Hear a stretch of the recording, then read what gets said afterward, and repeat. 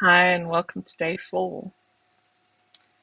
You've done really deep work this week. You've recognized, you've released, you've reconnected.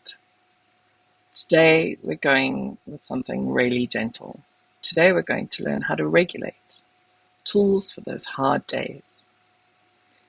Healing isn't linear. Hard days will come. Trust me, I know. I love the grief model that has the ball bouncing around and out of the blue. Years later, once your ball has started bouncing slower, it still hits those buttons completely out of the blue. And it's in those moments now when you're in the height of the emotions or down the line. These are amazing tools that you can use to regulate your nervous system. Deep work is exhausting. Grief hits unexpectedly. You need tools for those days, as Leonie says, when everything sucks. These aren't tools to stop you from ever feeling bad. Feeling your big feelings is vitally important. If we keep them inside, they end up eating us alive. But these are about having tools in your tool belt, in your pocket, in your handbag, that you can call on in those moments when you're desperately needing to regulate yourself. Some of the things that work for me are going outside. Nature regulates us automatically, even if it's only 5 minutes, even if it's just spending a few minutes looking out a window at nature, whether it's a tree or a plant, paying attention to the petals of a flower. We are mammals, and so nature is truly our original home. And going out into nature, putting your feet on the ground, barefoot, like actually putting your feet in the grass or the sand or a stream or a bit of water. All of these things, going outside, just feeling the sun on your skin, feeling the cool air on your skin. These are the sorts of things that can instantly bring us out of focusing on all the thoughts that are in our minds. Deep breathing and specific breathing has always been a really useful tool for me. One of the easiest ones is 4 in, 4 hold, 6 out. So the way that works is you count to 4 as you breathe in, then you hold, and you release to the count of 6. By focusing on the exhale, you are telling your nervous system that you are safe and that it can stop panicking. This type of breathing is particularly helpful when you are struggling to breathe or you're feeling your chest is very tight, or if your heart rate has increased. These are the moments where it's really useful to focus on that out breath, because when you're breathing out, you are reducing the stress in your body. Another one that works really well is shaking your body, literally shaking your body. So if you can, get up and shake your body. Shake, shake, shake, shake, shake, shake, shake, shake. Shake everything out. If you're in a situation where that's not possible, you can shake just your hands. You can tap your feet and shake that. Any sort of movement in your body helps, particularly in trauma, helps to move those emotions through your body instead of holding them inside. So there's some really interesting research around this. Cats purr when they're in labor because it is helping them, the vibrations inside their body helps to calm their nervous system. The growl that animals make when they are in a scary situation, that vibration in the body also helps.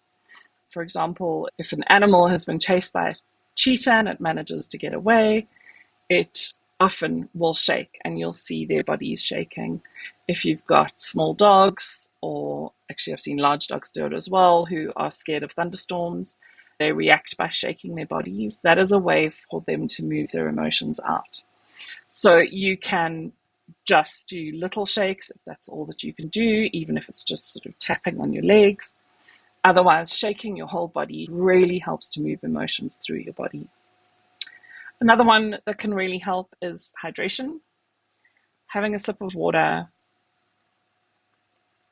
really consciously paying attention to the water going into you, paying attention to the change in temperature, the act of drinking can help to take your nervous system, and hydration helps to bring clarity. So making sure that you are drinking a bit of water, taking that moment to step aside, it really helps to take you out of your head. One for me, being a water sign, is getting into water, whether that's a bath or a shower or a swimming pool, putting my feet in a stream. Getting into water almost always helps the human body. We are 80% water, so putting us into water is probably one of the most comforting ways. But also being in water is an easy way for us to be distracted. Water provides a whole lot of sensations. It's the temperature change on your skin, it's movement, it's a change in your central nervous system and your sense of where you are in the world. So for me, having a bath or a shower is my go-to. It may not necessarily be yours, but it is definitely a way that you can think of finding ways to regulate your nervous system. Yours may not be exactly the same, but have a think about the places where you feel most comfortable in life and find ways to bring that into your life in these situations. What are small ways? Sometimes lighting a candle. If you're at work and things have got a little bit heavy, just changing the light that you're able to see can help you as well. And then finally, I have a toolkit which is used in a lot of the depression spaces, and it's a really wonderful grounding exercise. It's a really simple one for you to remember if the situation is really heightened and you need to find a way to ground yourself quickly. This is the 5-4-3-2-1 grounding, using your 5 senses. So name 5 things that you can see. For example, flowers, trees, curtains, computer, AirPod case. Name the 5 things. Name 4 things that you can touch. My clothes, the desk, my cold water glass, the keyboard. Name 3 things you can hear.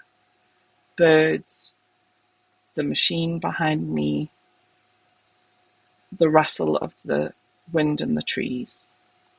Name 2 things you can smell. The mint in my water and the fabric softener in my dress. And name 1 thing that you can taste. Sometimes it's just what you can taste in your mouth. Maybe it's from earlier, something you ate, something you drank.